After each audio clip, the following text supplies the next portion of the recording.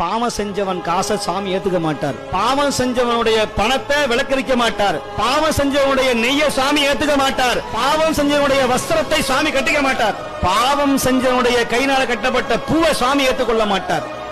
யாரெல்லாம் சிவபுண்ணியம் பண்ணினானோ அவனுடைய பணத்தை தான் ஒரு ரூபாய் இருந்தாலும் அவன் ஏழை பங்காளன்.